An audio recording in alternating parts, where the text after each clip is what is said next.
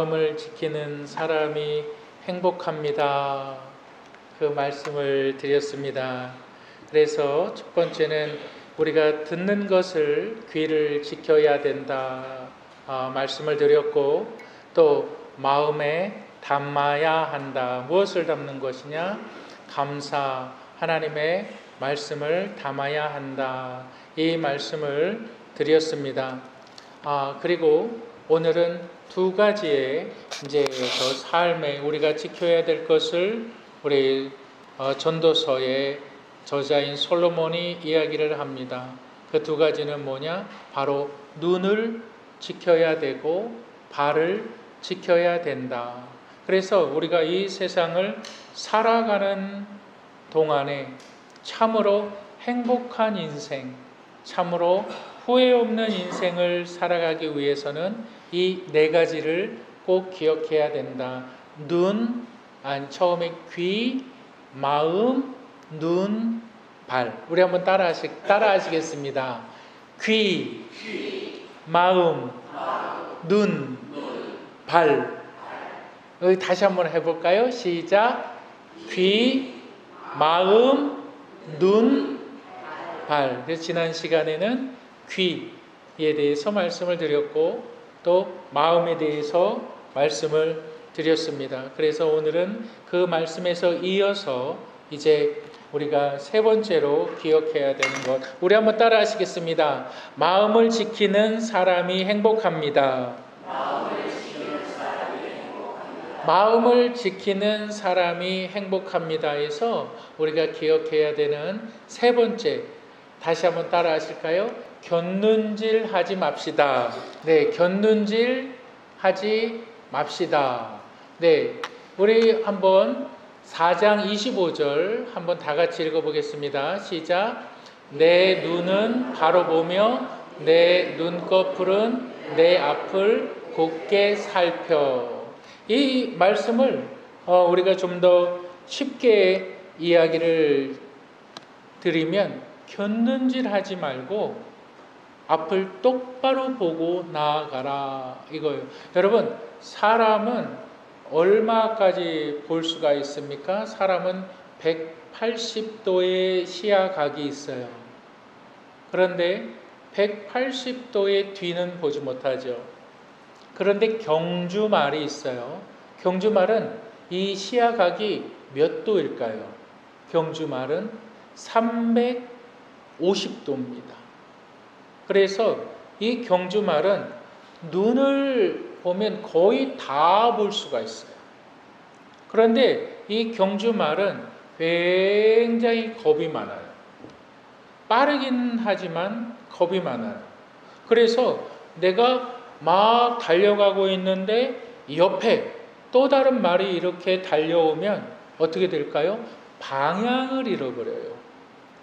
내가 앞으로 가야 되는데 내 옆에 이 경주마가 딱 오면은 앞으로 가지 못하고 이게 오는 게 무서운 거예요. 경주말이 옆에 오는 게 무서우니까 그냥 트랙을 벗어나 버려요.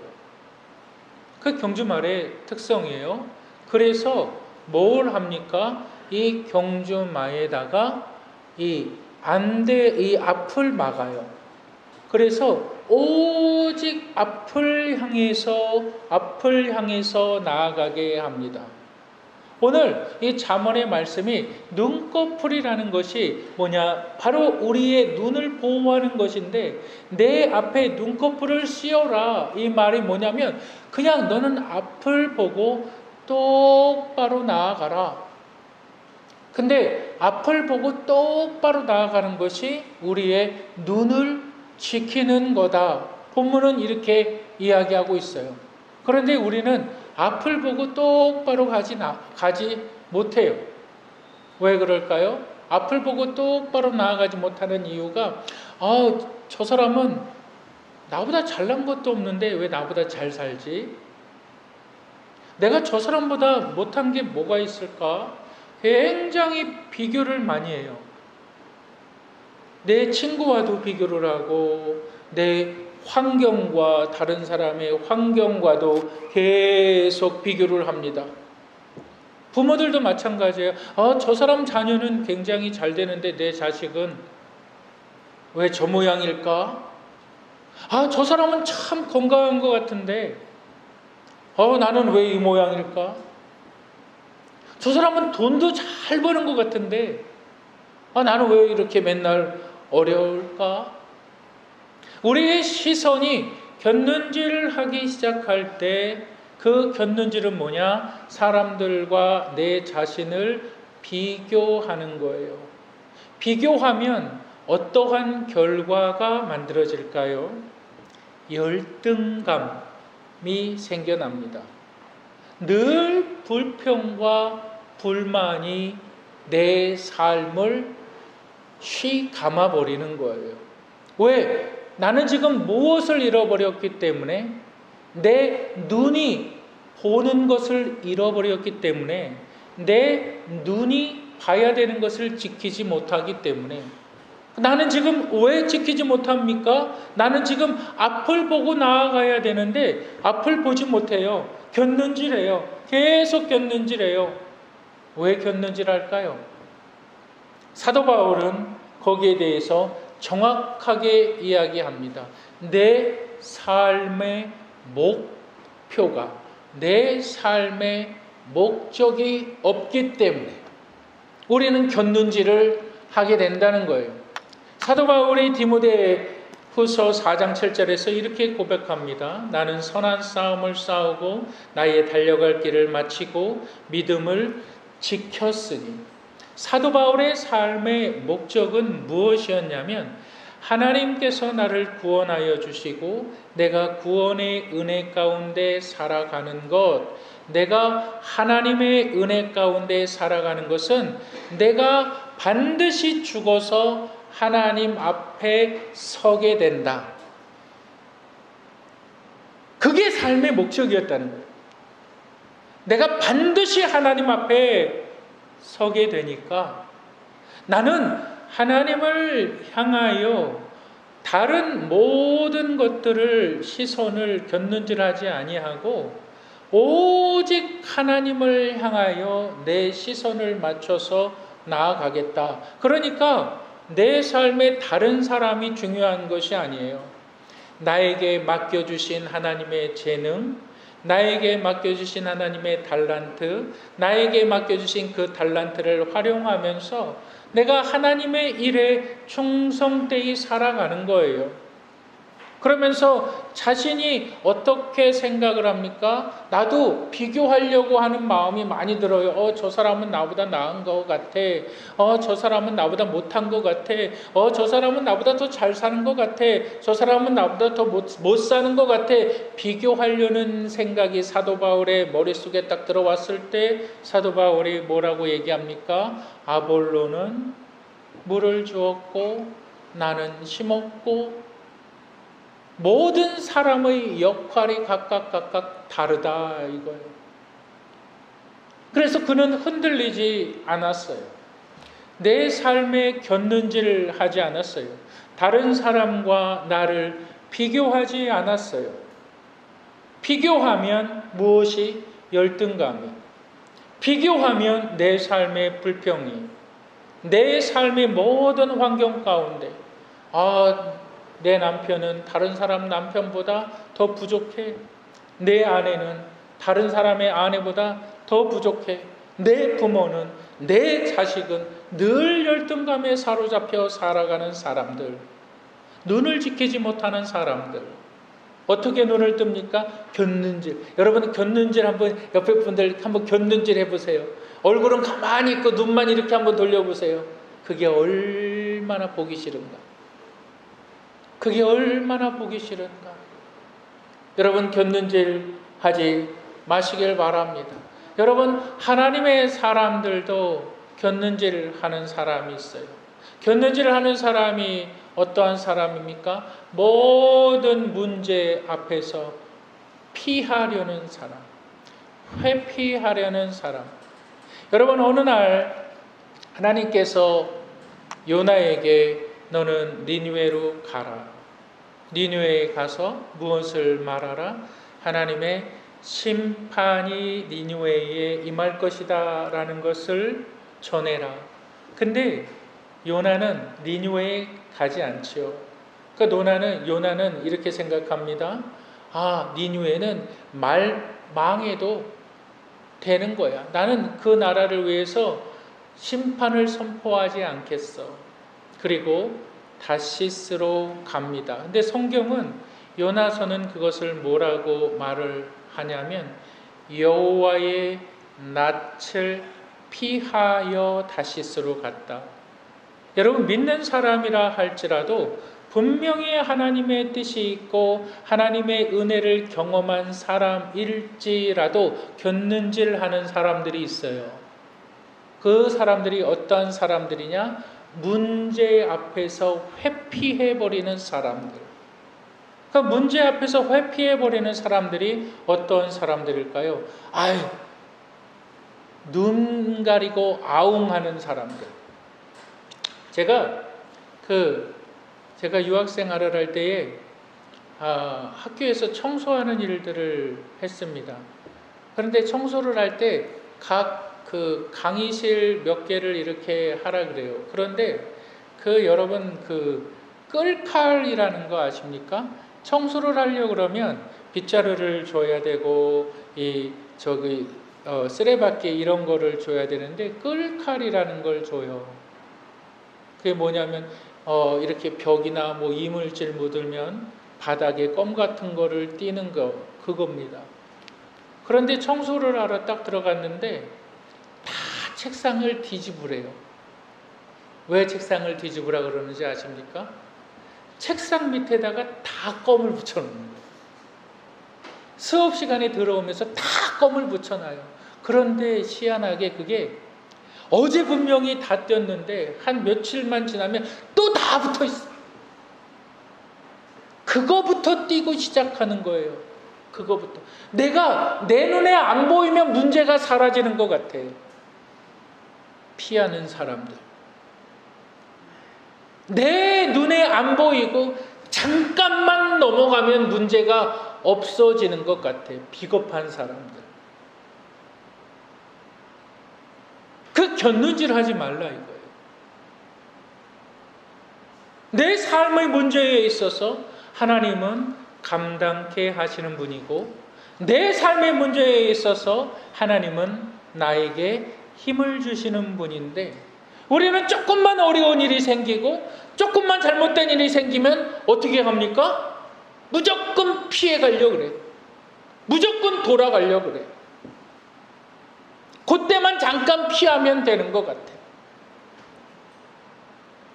문제를 해결하려고 하질 않아요.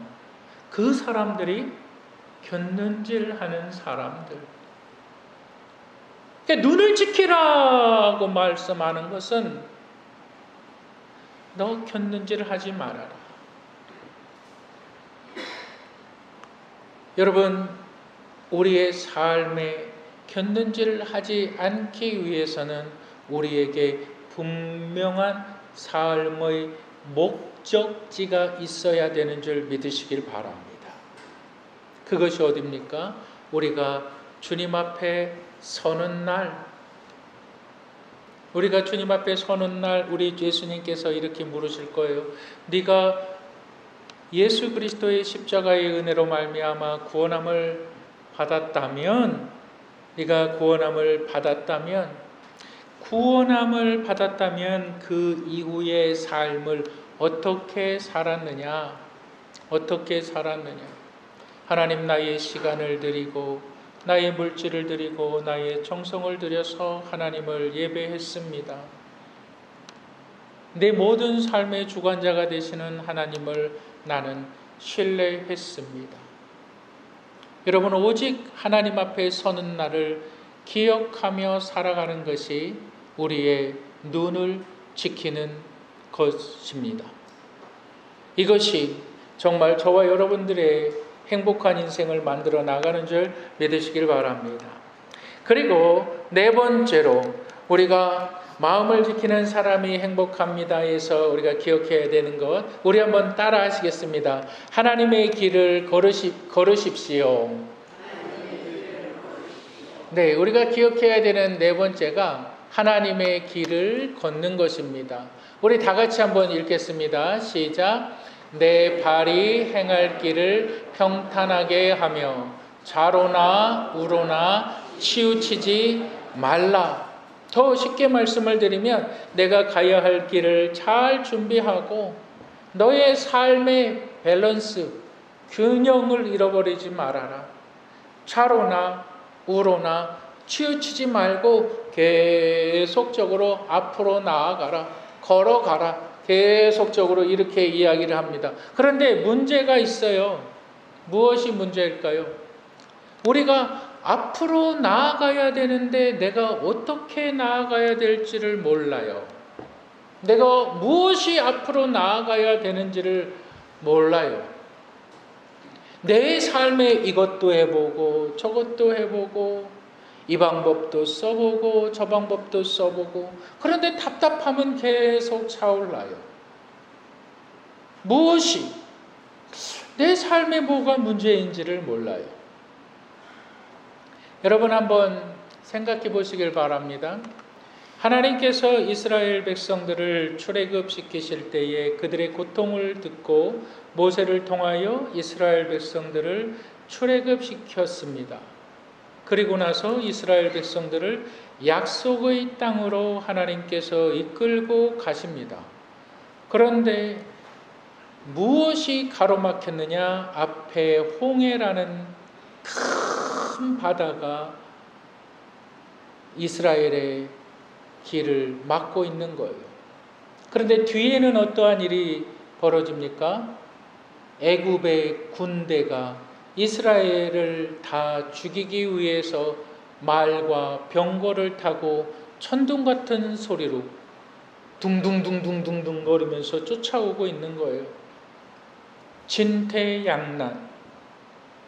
앞으로 가지도 못하고 뒤로 가지도 못하고 어떻게 해야 될지도 모르겠어요.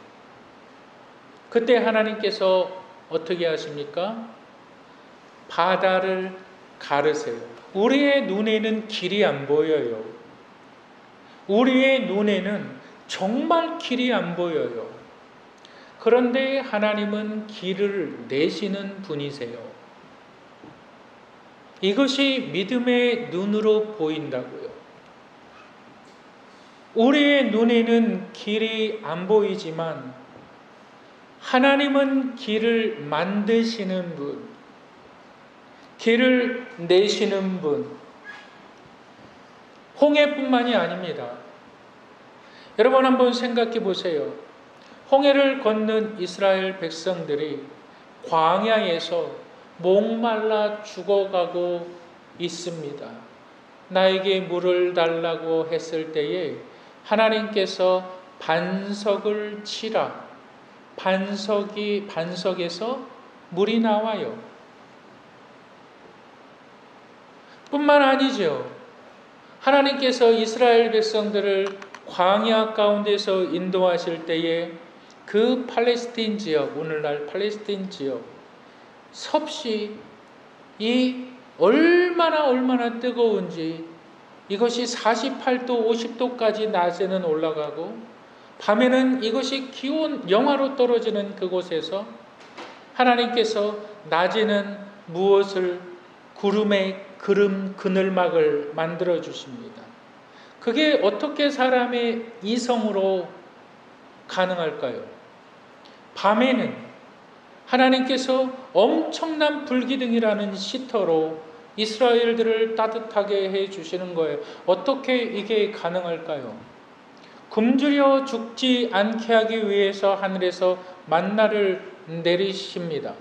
어떻게 이게 가능할까요? 우리는 죽겠어요. 하나님, 나는 죽겠어요. 하나님, 나 좀 살려주세요 라고 말할 때 하나님은 길이 있어요. 하나님은 방법이 있어요. 하나님은 어떻게 구원할까를 아세요. 그래서 이사야 선지자는 이렇게 이야기하고 있습니다. 보라, 내가 새 일을 행하리니 반드시 내가 광야에서 길을 내며 사막에 강을 내리니 너는 믿어라. 이거예요. 너는 믿어라. 여러분들의 광야, 여러분들의 가로막힘은 어디입니까? 여러분들의 삶에 있어서 내 자신이 미래가 보이지 않습니까? 그것이 여러분들의 광야입니다. 직장 다니는 우리 청년들, 언제까지 이 직장이 나를 보호해 줄 수 있을까? 두렵지요. 앞으로 내가 어떠한 삶을 살아가야 될까? 두렵지요. 갈수록 나의 건강은 쇠약해지고 있는데 두렵지요. 그것이 여러분들이 처한 광야. 광야는 이스라엘만 있는 것이 아니라 내 삶의 영역 가운데 소망의 불이 꺼져 있는 곳, 그것이 광야입니다. 그런데 하나님은 그곳에 길을 내신다고요. 그런데 하나님은 그곳에서 우리를 인도해 가신다고요. 그럼 하나님, 도대체 하나님의 길이 어디입니까? 꿈속에라도 나타나셔서 하나님 왼쪽으로 가라, 하나님 오른쪽으로 가라 말씀해 주십시오. 하나님 직선으로만 가라 말씀해 주십시오. 아니, 하나님 뭐라도 하나님 사인을 보여주셔야 되는 것 아닙니까? 우리는 이러한 방법으로 생각할 수가 있는데 그것이 아니라 우리의 발을 지키고 하나님의 길을 선다는 것은, 하나님의 길에 선다는 것은 내가 하루를 살아도 하나님께 한 걸음 나아가는 것입니다. 내가 하루를 살아도, 그렇다면 내가 하나님께 한 걸음 나아가는 것이 어떠한 방법이냐? 하루를 시작할 때 하나님의 말씀 한 구절이라도 읽고, 하나님 오늘 하루 이 말씀으로 나를 이끌어 주시옵소서. 그게 하나님께로 한 걸음 더 나아가는 방법, 그게 하나님께서 원하시는 길. 다만 5분이라도, 다만 10분이라도 내가 기도하지 않는 사람이 하나님을 향하여서 기도하는 것, 그것이 하나님의 길에 서 있는 것. 하나님, 나는 내 평생에 이 사람을 놓고는 정말 용서할 수가 없습니다. 그 사람을 놓고 기도할 수 있는 것, 그것이 하나님께로 한 걸음 더 가까워지는 거예요. 그것이 하나님께로 한 걸음 더 나아가는 것, 그것이 내 발을 지키는 거라고요. 그것이 내 인생을 회복한다는 거라고요. 그것이 나의 인생을 참으로 행복하게 만들어 나아간다는 것. 어디 가서 네가 이러한 일을 해라, 하나님 그렇게 말씀하시는 것이 아니라 나를 간절히 찾는 자가 나를 만나리라. 하나님께서 뭐라고 말씀하시냐면 내 입을 크게 열라. 은유법이죠. 내 입을 크게 열라는 것은 기도하라라는 거죠. 그러면 하나님이 어떻게 하신다? 채우신다. 우리 아까 집사님께서 빌립보서 4장 6절 7절 말씀하셨는데, 아무것도 염려하지 말고 오직 모든 일에 기도와 간구로 너희 구할 것을 감사함으로 하나님께 아뢰라. 그리하면 모든 지각에 뛰어난 하나님의 평강이 그리스도 예수 안에서 너희 마음과 너희 생각 다음에 뭐가 나옵니까? 행동이 나오죠. 행동이 반복되면 그것이 뭡니까? 습관이죠. 내 습관이, 옳은 습관이 형성이 되어 있습니다. 그럼 그 사람은 인격이 참으로 훌륭한 사람, 내 마음과 생각을 지키시리라. 여러분, 그 말씀을 읽어보셨나요? 묵상해 보셨나요? 사람이 어떻게 염려하지 않습니까? 그런데 어떻게 염려하지 않고 우리가 살아갈 수가 있어요? 금전적으로도 어떻게 염려하지가 않아요. 빚을 갚아야 되는데, 돈이 들어와야 되는데 어떻게 염려하지 않아요? 그런데 성경은 이렇게 얘기하고 있어요. 염려하지 말라. 그 원문의 정확한 뜻은 너의 염려를 take over 해라 라는 뜻이에요. 너의 염려를 하나님께 맡겨라, 전가해라 이 말이에요. 그 염려가 없는 것이 아니라 너의 염려는 그대로 있다.